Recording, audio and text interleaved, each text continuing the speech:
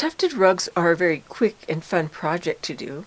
Basically, you're just weaving a plain weave. Here's a tufted rug, a little miniature. You're weaving a plain weave with tufts of wool or mohair inserted in your weaving. And you can use anything for the tufting. You want to choose something with a long staple fibers. You can use this as mohair. It makes a really nice, luxurious weaving. And this is wool. You can use that. You can actually use alpaca. And I found this in my stash that I thought, oh, this would be fun to do tufting with. It's real curly mohair. And unfortunately, I don't have the right color, so I'm not going to do it on this one, but I thought that would be fun to do. You can actually do designs in the tufting by using different colors. And usually the background is just plain colored, but you can do stripes. Don't do anything complicated for the background because you want your tufts to be your design. So warp your loom with an even number of warps, and then weave a plain band at least an inch long. Now you can do the whole rug in tufting, like this is the whole thing done. It's a miniature. Or you can do little sections. I'm just going to do this section right here. I've seen pictorials done with just the goats tufted. So you can do anything that your heart desires. So after you weave a plain band, then you're going to change your shed, and then you're going to pull off tufts. Now, how many you put in a row and how thick you make them will make a difference in the final look of your project. If you want it softer, space your tufts a little further apart. But I'm just going to give you basic directions, and I'm going to suggest that you just experiment and try some things on your own.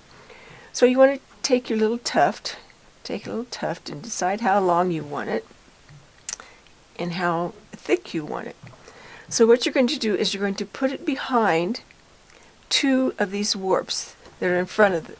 Slide this down a little so you can see. Put it behind two of the warps that are open on your shed. And you're going to leave these hanging down. You're not going to weave them in. So then you want to take another little tuft and skip a warp and then put it behind the next two warps.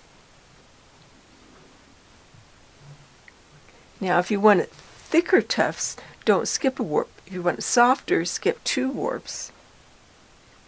So then you're going to do that all the way across. I'm going to skip a warp and then put it behind two.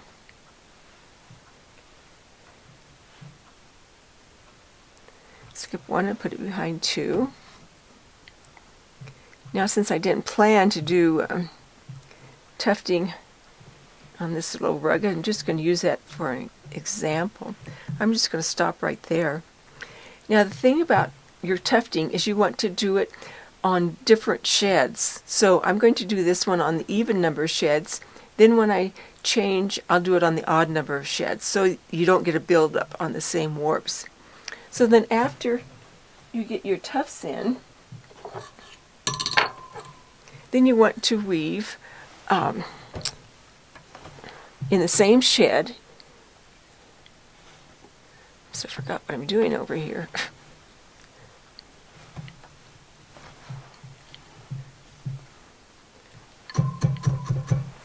So you want to weave a row of just plain yarn right through that same shed as you did your tufts on.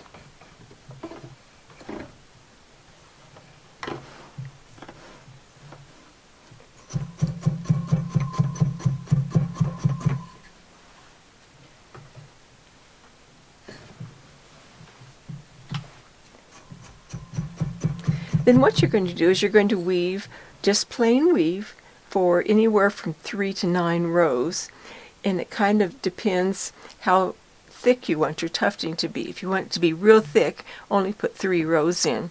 If you want it to be spaced wider apart, you can put as many as 9.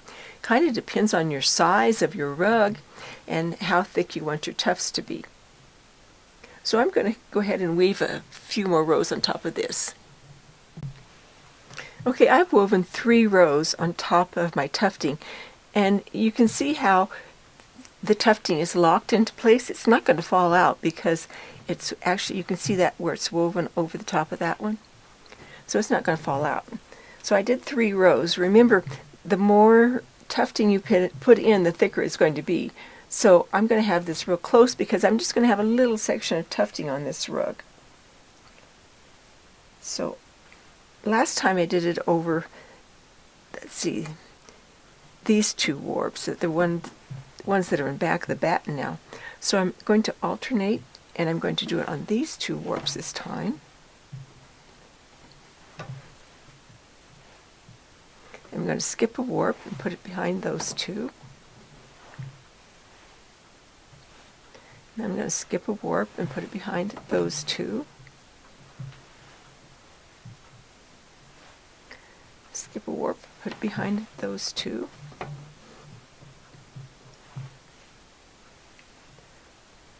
Skip a warp and behind those 2. So you can see how you can make different looks by just how many tufts you put in, how thick you make them, how far apart you space them.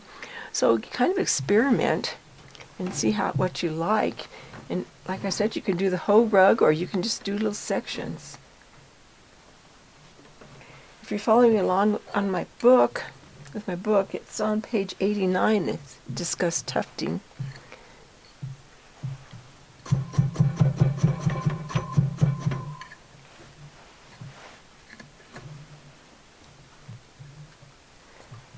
So I'm going to weave 3 more rows, one in the same shed as the tufting, and then I'll put another row of tufting in.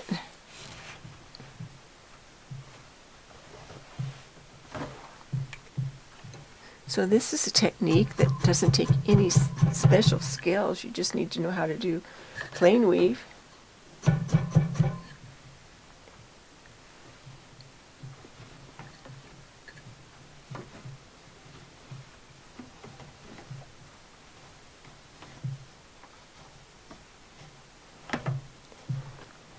I saw a pictorial rug that was just a big goat, and they had the whole goat tufted, and that was the only part of the rug they had tufted. So it turned out really cute.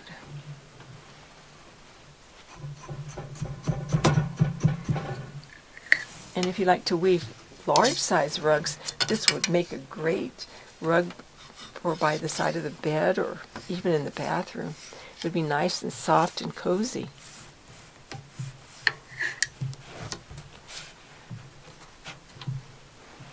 So I've woven 2 rows. I'm going to weave 3 rows and then put another row of tufting in.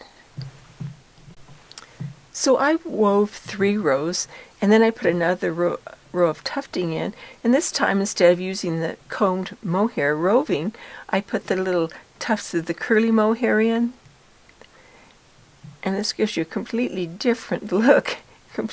Plus I chose mohair that had color added, so that again gives you a different look.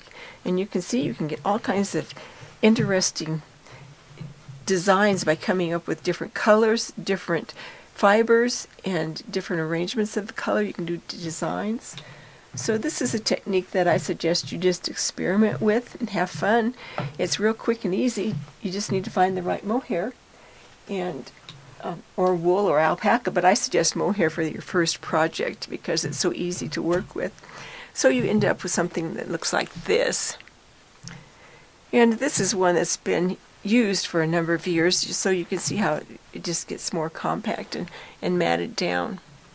But experiment with this technique and just have fun. So thank you for watching. I'll catch you again next time.